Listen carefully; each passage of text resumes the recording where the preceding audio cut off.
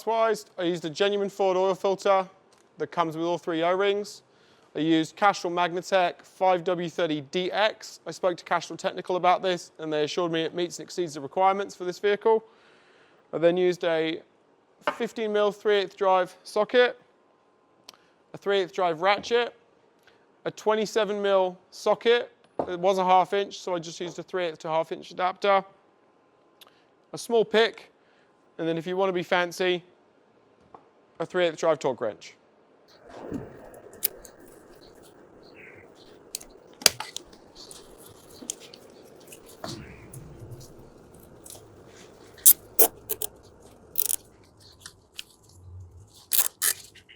I've unclipped this hose and cable tied it out the way and cable tied this one out the way purely to give the camera a better view.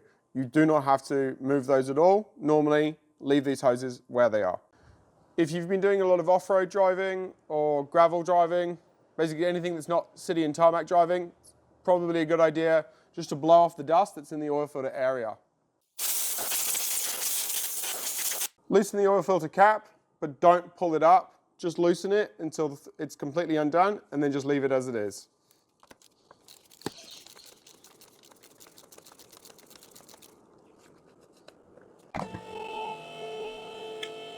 Fully remove all 4 bolts and then remove the under tray.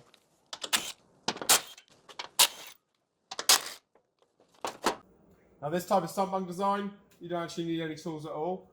You can literally just grab it with your forefinger and thumb, turn it until it stops, and then slowly pull it out.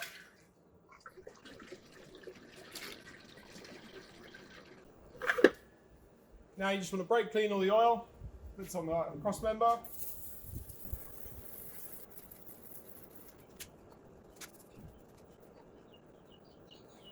Just check the O-rings in good condition. Then refit this sump bung. So the same as before, but just turn it clockwise. So it stops like that. Refit your bash plate.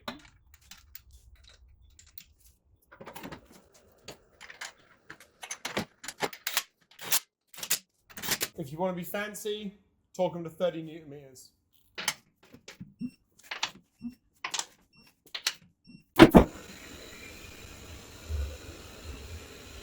Pull your oil filter out. Now it's up to you, but personally, I just like to give these a bit of a hit with some brake cleaner. Now, all new genuine Ford oil filters will come with 3 new O-rings. You've got these 2 for the bottom, and then you've got this one for your center stem. If you don't replace the center stem O-ring and it fails, you will lose oil pressure. You also need to inspect the center stem very closely for any signs of damage, because if it's damaged, you'll lose oil pressure. To change them, literally just take the pick, hook it underneath them, and pull them off.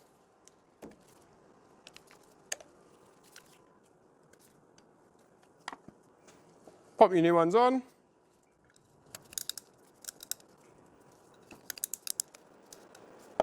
Now, I've seen people use string and picks and all sorts to get these on. Me, myself, just pop it in some clean engine oil,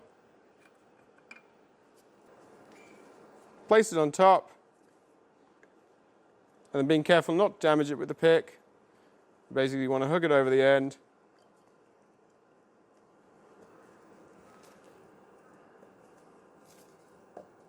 And just roll it down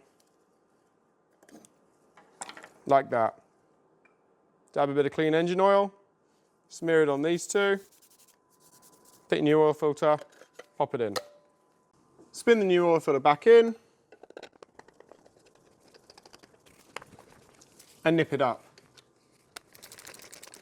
Now if you want to get fancy, you can torque it to 24 Newton meters.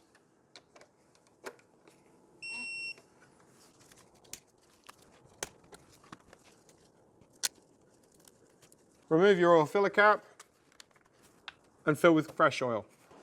Service fill with an oil filter change is 6.625 litres. So get it as close as you think you can get it, run the engine for a minute, then recheck it with the dipstick and top up and adjust accordingly. Put the ignition on. Want to enter your main menu using the steering wheel buttons. Scroll all the way down till you get to vehicle maintenance. Press OK. Scroll down to oil life, press OK, and then just press and hold, and it'll reset your oil life. Turn your ignition off, and you're done.